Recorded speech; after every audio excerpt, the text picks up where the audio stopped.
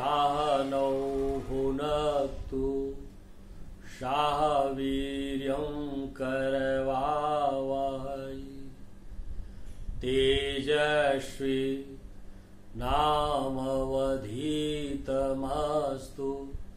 मा विदुषावहै संगच्छध्वं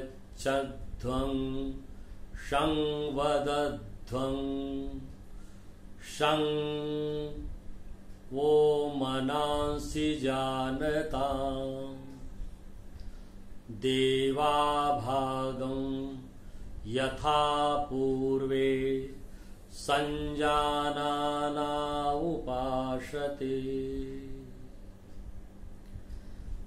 गायन्ति देवा किल गीतकानि धन्यास्तु ते भारतभूमि भागे स्वर्गापवर्गशपदमार्गभूते भवन्ति भूया पुरुषासुरत्वा केयूरान विभूषयन्ति पुरुषं हारान चन्द्रोज्ज्वला नैशनानं न विलेपनं न कुसुमं न लङ्कृता मूर्धजा बाणेकाशमलङ्करोति पुरुषं या संसकृता धारयते क्षीयन्ते खलु भूषणानि सततं वागभूषणं भूषणम्। ऐसे संस्कृत के उद्भट महर्षियों, ऋषियों एवं कवियों को अपनी कोख से जन्म देने वाली भारत मां को उनके चरणों में मैं प्रणाम निवेदित करता हूं तथा आज संस्कृत दिवस के पर्व पर एवं श्रावणी पूर्णिमा के पर्व पर विश्व के समस्त प्राणियों के चरणों में निवेदन करता हूं, प्रणाम निवेदित करता हूं। आज इस पावन अवसर पर दो भागों में परिचर्चा होगी। प्रथम परिचर्चा है संस्कृत भाषा। संस्कृत दिवस के रूप में हम क्यों मना रहे हैं, क्या कारण है? स्पष्ट होता है कि हमारी देवभाषा जो जनमानस की भाषा थी वो धीरे धीरे पतन की तरफ जाने लगी। हमारे देश के कुछ ऐसे महान लोगों ने चिंतन किया और 1969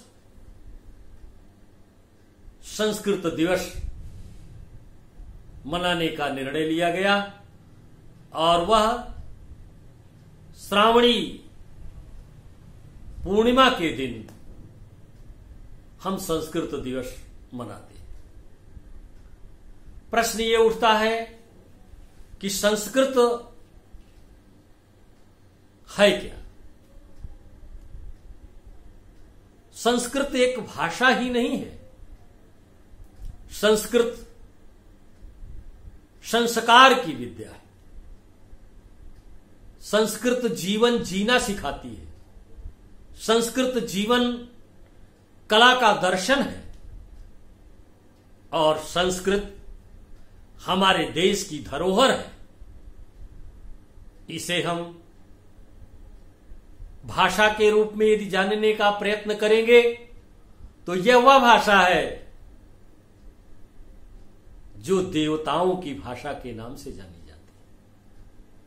इसीलिए संस्कृत के विषय में प्रसिद्ध श्लोक है, भाषा सुमुख्या मधुरा दिव्या गीर्वाण भारती तस्याहि मधुरम काव्यम तशमादपि सुहासितम। हम संस्कृत साहित्य और वैदिक साहित्य की जब परिचर्चा करते हैं तो सबसे पहले हमारा ध्यान मंत्रों की तरफ आकृष्ट होता है। भारत के निकुंजों में, पर्वतों की गुफाओं में ऋषियों मनीषियों ने अपनी तपस्या के बल पर उन मंत्रों का साक्षात्कार किया। अपने नेत्रों से, अपने प्रातिभ चक्षुओं से मंत्रों का दर्शन किया और वही मंत्र कर्ण परंपरा के माध्यम से श्रुति में आए, स्मृति में आए और वेद के रूप में अवतरित हुए। इस प्रकार का हमारा यह देश धन्य है, वह देश जहां पर विश्व का सबसे प्राचीनतम ग्रंथ, जिसे हम ऋग्वेद कहते हैं, पूरा विश्व स्वीकार करता है। उसका कारण है, मैं बहुत ही स्पष्ट शब्दों में बताना चाहता हूं कि जिस समय कंप्यूटर की भाषा की खोज हुई कि कंप्यूटर को कैसे चालित किया जाए, क्योंकि उसमें उसका विवेक स्वयं का नहीं होता है, उसके लिए भाषा चाहिए। और जब उस भाषा की खोज हुई समस्त विश्व में, तो सबसे वैज्ञानिक भाषा संस्कृत उभर करके आई, क्योंकि संस्कृत की विशेषता है, हम जो पढ़ते हैं वही लिखते हैं और जो लिखते हैं वही पढ़ते हैं। अंग्रेजी में ऐसा नहीं होता। अंग्रेजी में हम एन ओ को नो पढ़ते हैं और के एन ओ डब्ल्यू को भी नो पढ़ते हैं। दोनों का अर्थ अलग अलग हो जाएगा, लेकिन संस्कृत में ऐसा नहीं है। अंग्रेजी भाषा तो नकल की भाषा है। मूल भाषाओं का जहां तक प्रश्न उठता है, मूल भाषाएं जर्मन है, इटालियन है, स्पेनिश है, तमाम भाषाएं हैं, डच है, पुर्तगीज है, ऐसी मूल भाषाएं हैं। भाषा वैज्ञानिकों का यह कथन है कि जितनी भी मूल भाषाएं हैं वो संस्कृत से उत्पन्न हुई है। इसीलिए हम कहते हैं कि संस्कृत भाषा समस्त भाषाओं की जननी है। मित्रों, हमने विश्व को क्या दिया है? हमने लिपि दी है, हमने भाषा दी है।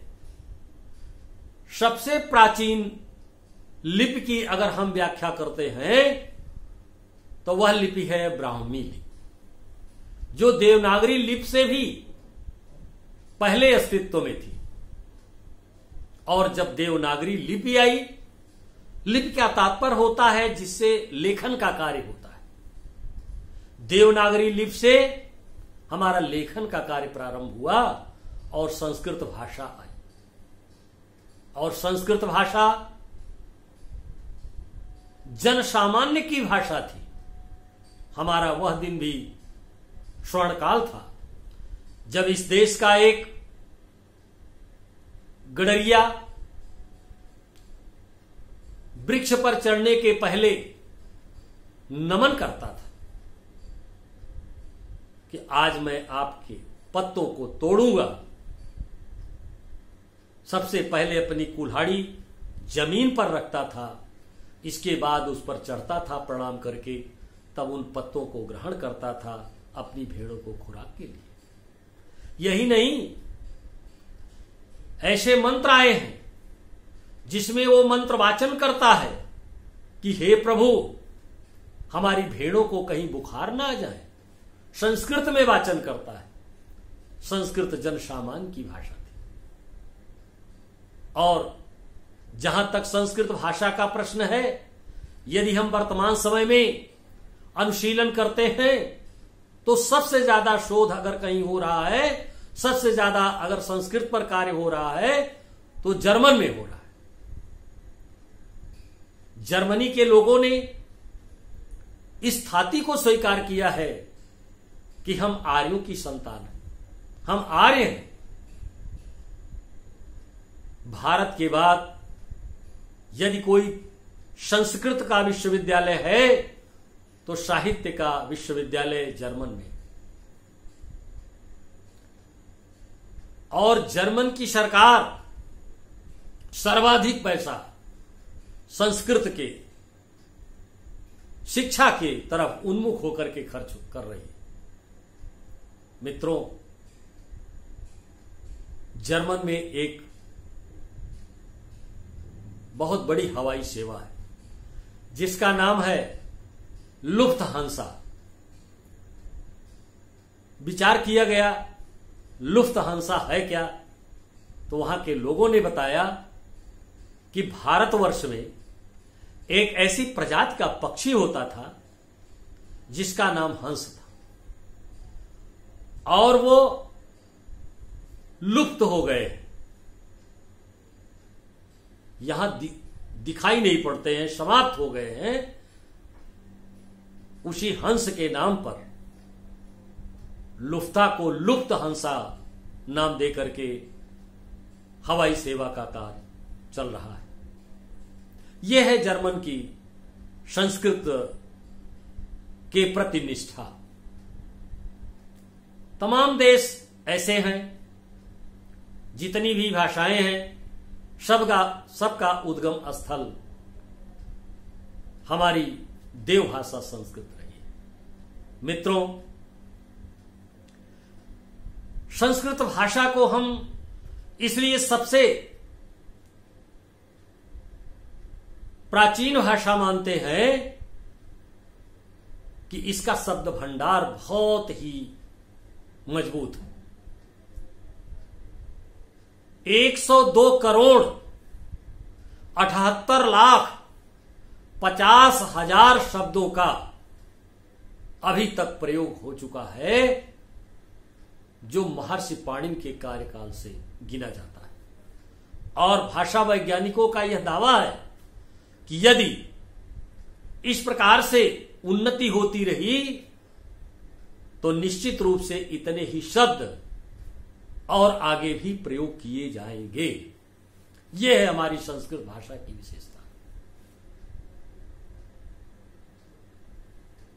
संस्कृत का व्याकरण इतना मजबूत है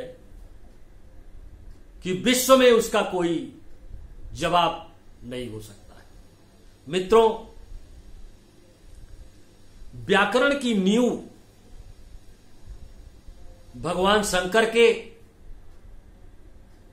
नृत्य के समाप्ति के बाद उस डमरू से होती है, जो नाद उसकी निकलती है, और महर्षि पाणिनि को वो वरदान मिलता है।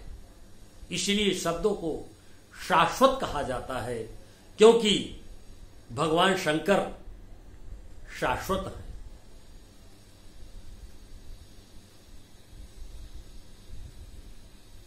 इस श्लोक के माध्यम से हम समझाने का प्रयास करते हैं।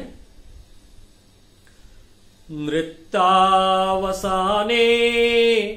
नटराज राजो ननाद ढक्काम नव पंचवारम उद्धर तु कामा शनकादिसिद्धा एतद्विमर्शे शिवसूत्र जालम। नृत्य का जब समापन होता है उस समय महर्षि पाणिनि जी 9 5 14 बार डमरू की ध्वनि सुन करके 14 सूत्रों का सूत्रपात करते हैं और वही सूत्र इस धरती के रत्न बनते हैं जो हमारे व्याकरण के महत्वपूर्ण अंग। विचार करें, जिसकी नींव सत्यम शिवम सुंदरम पर हो तो सत्य ही शिव है और शिव ही सुंदर है। सत्य ही शिव है और शिव ही सुंदर है, इसलिए जो सत्य है वो शिव है, जो शिव है सुंदर है। सत्यम शिवम सुंदरम, ये हमारा सिद्धांत सत्यम शिवम सुंदरम है। आइए हम साहित्य की तरफ अपनी चर्चा को ले चलते हैं। हमारे देश के संस्कृत के एक ऐसे उद्भट कवि हुए हैं जिनका नाम है दंडी। दंडी कवि का 10 कुमार चरित्र संग्रह नाटक है, जिसमें 10 कुमारों के चरित्र का वर्णन है।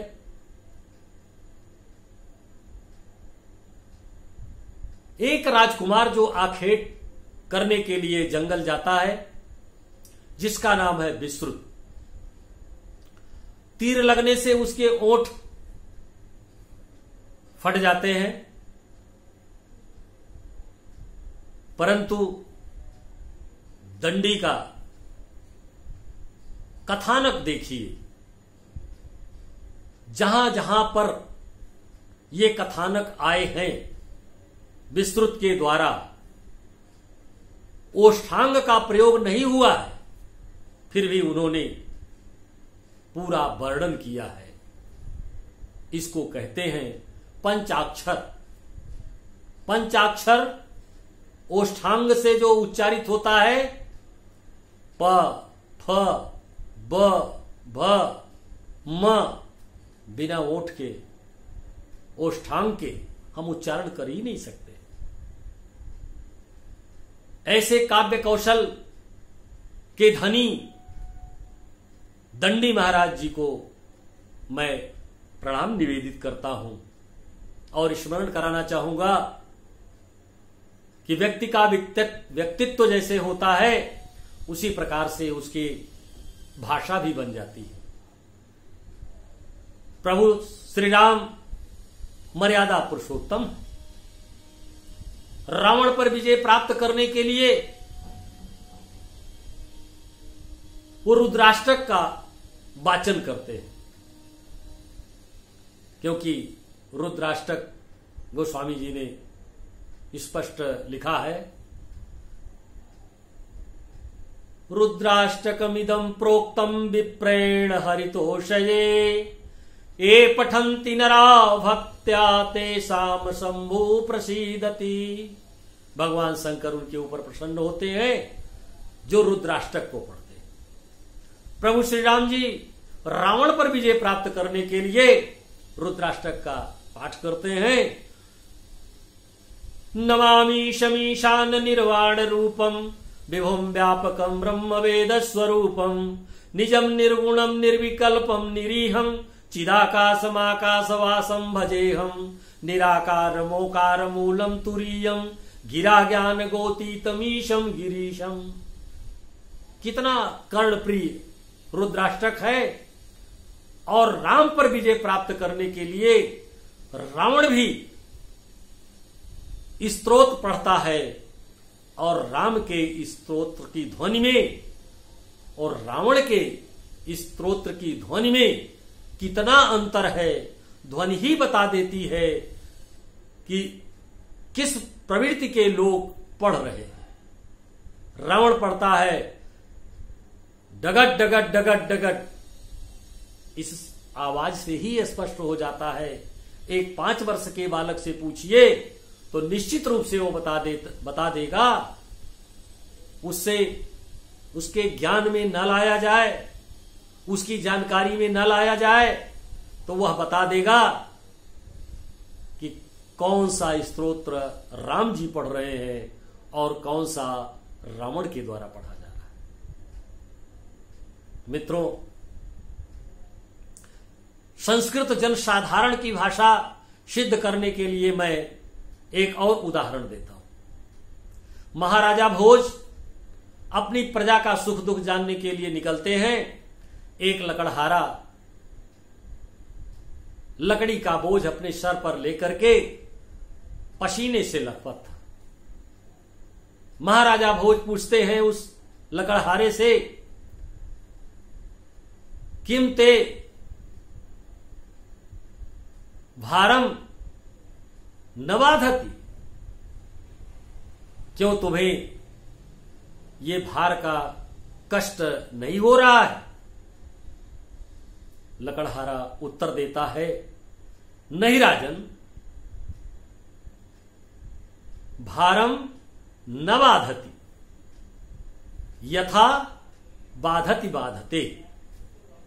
संस्कृत की धातु का रूप 2 प्रकार से चलता है, एक आत्मनेपदी में, दूसरा परस्मयपदी में। लकड़हारे का कष्ट ये था कि राजन ने जब दुख पूछा तो उन्होंने परस्मयपदी धातु का उच्चारण किया, इससे उसको कष्ट बहुत हुआ। अब आप सब इसका अनुमान लगा सकते हैं कि हमारी संस्कृत भाषा केवल भारतवर्ष की नहीं, संपूर्ण विश्व की धरोहर है। और इस धरोहर को अक्षुण्ण रखने के लिए हमें संस्कृत भाषा पर शोध करने की जरूरत है, विचार करने की जरूरत है, क्योंकि संस्कृत भाषा कर्मकांड की भाषा तक सीमित रह जा रही है। द्वार पूजा पर पंडित जी को बुला लिया जाता है, मंत्र शुद्ध पढ़ते या अशुद्ध पढ़ते हैं, वो भी कोई टोकने वाला नहीं है। जन्म मरण की कर्मकांड की भाषा तक सीमित रह जा रही है। मित्रों, प्रचार प्रसार की आवश्यकता है, संस्कृत ज्ञान की वृद्धि की आवश्यकता है, और इसको केवल जन सामान्य ही नहीं कर सकता, सबकी सहभागिता होगी। उसी तरह से जैसे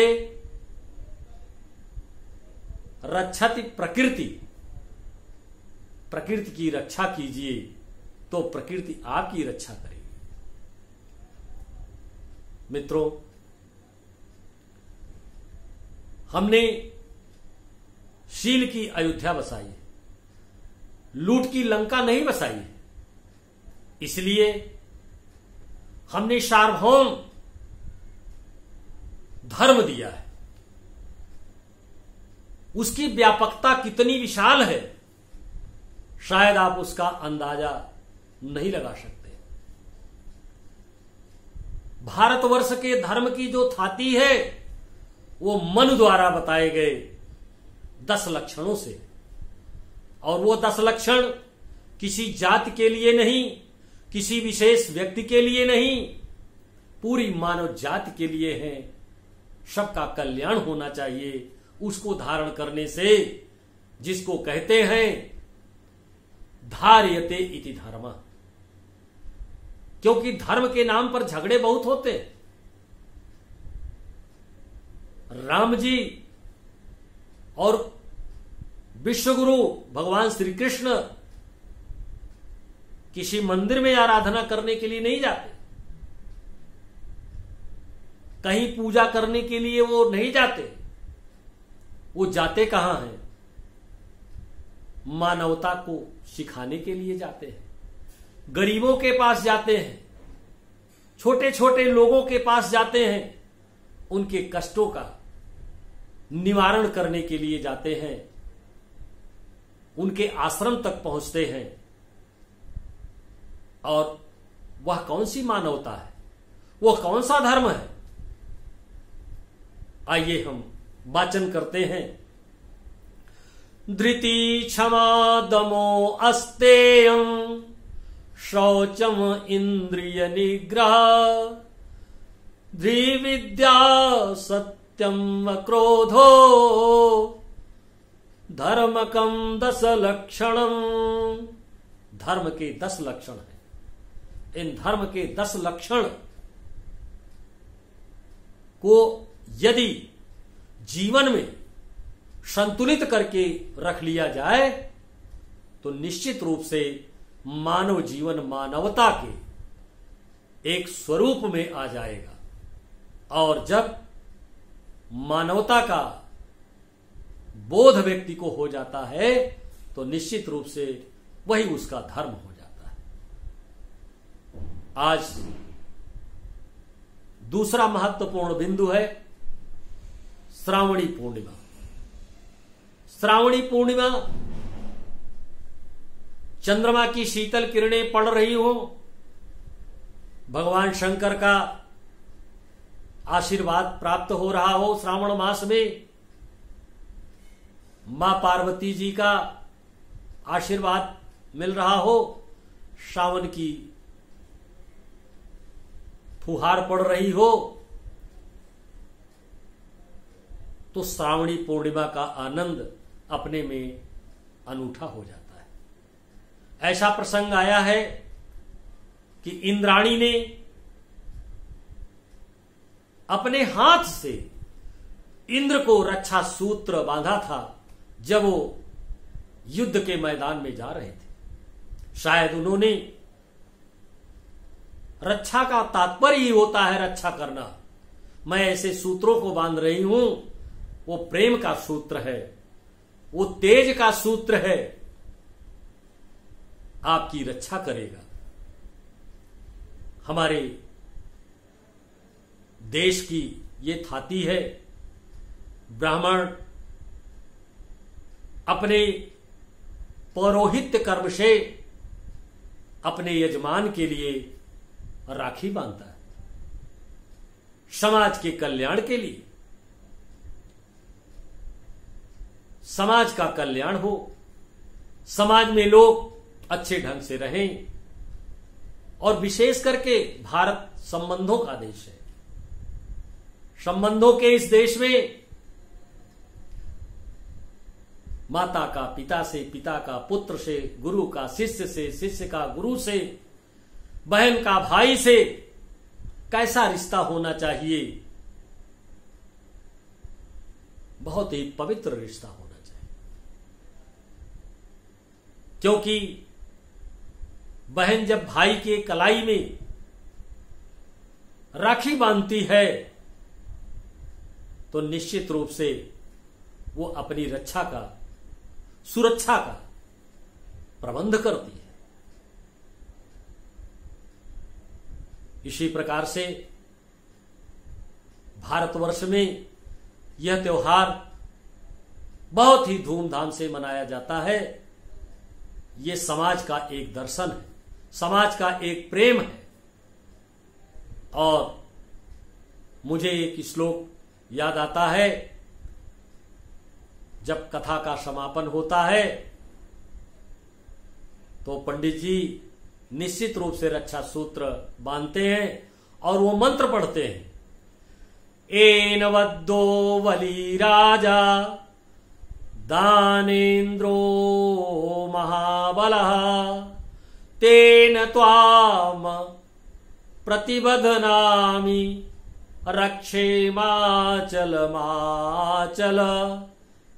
इस रक्षा सूत्र से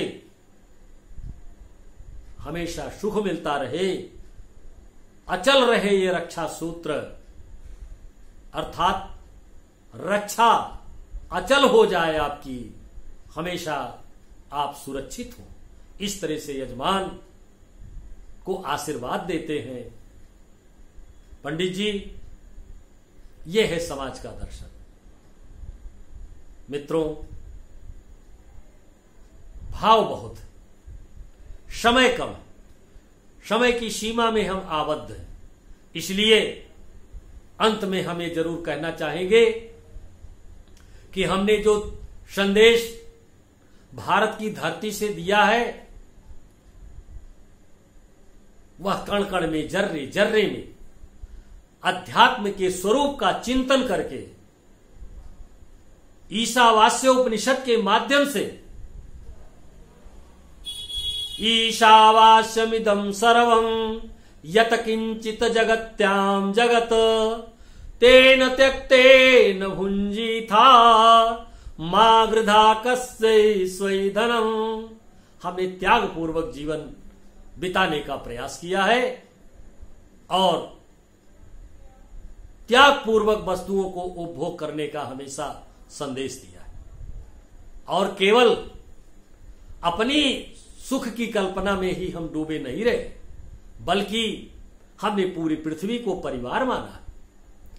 अयम निजाह परो वेति गणना लघुचेत शाम उदार चरितानाम वसुधैव निज कुटुंबकम। इस धरती के उदार चरित्र के लोग थे, इसलिए उन्होंने पूरी पृथ्वी को अपना परिवार माना है, अपना कुटुंब माना है, क्योंकि उनकी सोच है सर्वे भवन्तु सुखिनः सर्वे सन्तु निरामयाः सर्वे भद्राणि पश्यन्तु मा कश्चित् दुःख भाग भवेत्। किसी को भी दुख नहीं होना चाहिए, हमारी ऐसी विचारधारा नहीं। बंधुओं, संस्कृत दिवस के अवसर पर, श्रावणी पूर्णिमा के अवसर पर मैं पुनः अपनी पृथ्वी मां को ही नहीं, जगत की संपूर्ण धारा को प्रणाम करता हूं, चरणों में निवेदन कर